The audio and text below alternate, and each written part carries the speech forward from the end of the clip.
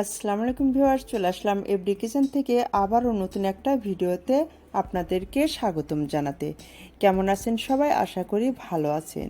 আজকে আমি ঘরে কিভাবে মেয়োনিজ তৈরি করা যায় সেই রেসিপি দেখাবো। মেয়োনিজ তৈরি করার জন্য আমি এখানে 3টা ডিম ভেঙে ব্লেন্ডারে নিয়েছি। ডিমগুলো ঘরের স্বাভাবিক তাপমাত্রায় রাখা ছিল, তবে ডিম যদি ফ্রিজের হয় তাহলে 30 মিনিট আগে বের করে রাখতে হবে। আমি আপনাদের বোঝার সুবিধার জন্য 3টি ডিমের পরিমাণ বলছি, বাকিটা বুঝে নেবেন আশা করি। 3টা ডিমে চিনি দিব 1.25 চা চামচ, তাহলে 4টা ডিমে কত লাগবে? 1 চা চামচ। 3টা ডিমে যদি 1.25 চামচ দেই, 2টা ডিমে লাগবে 1/2 চামচ চিনি। তেল ছাড়া সব উপকরণ দিতে হবে এই একই মাপে। ডিম বেশি হলে অন্যান্য উপকরণ বেড়ে যাবে, আর ডিম কম হলে বাকি উপকরণগুলোও কমে যাবে। তার মানে বুঝাতে চাইছি, 4টে ডিমের জায়গায় যদি 8টা ডিম হয়, আবার 4টে ডিমের জায়গায় যদি 2টা ডিম হয়, তাহলে বাকি উপকরণগুলো বেড়ে যাবে এবং কমে যাবে। এখানে 3টে ডিমের জন্য 1 চা চামচ চিনি, গুঁড়া দুধ 2 চামচ, 1 চা চামচ গোলমরিচের গুঁড়ো। একটা ডিমের জন্য যদি আমি 1 কাপ তেল ধরি, তাহলে 3টা ডিমের জন্য 3 কাপ তেল লাগবে। 4টা ডিমের জন্য 4 কাপ, এভাবে পরিমাণ বেড়ে যাবে। আবার ডিমের পরিমাণ কমলে সব উপকরণগুলোও কমে যাবে, তেলও কমে যাবে।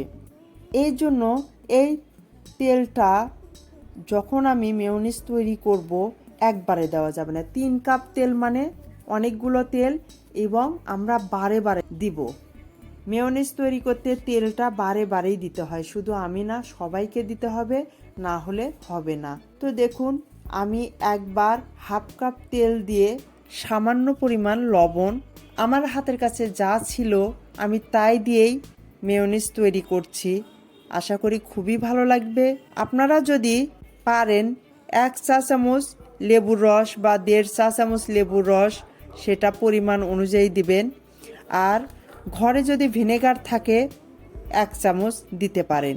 ওই যে কথায় আছে না, যত গুড় তত মিষ্টি, ঠিক সেই রকম এখানেও তাই। যত এগুলো দিবেন খুবই ভালো লাগবে, মজা লাগবে।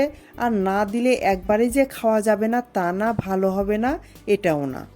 1 মিনিট ব্লেন্ডার করে নিলাম, নিয়ে দেখলাম যে পাতলা আছে, আবারও তেল দিলাম, দিয়ে আবার 1 মিনিট। এইভাবে প্রতিবার তেল দিয়েছি আমি, আপনারা দেখতেই পাচ্ছেন, বারবার চেক করছি আর তেল দিচ্ছি।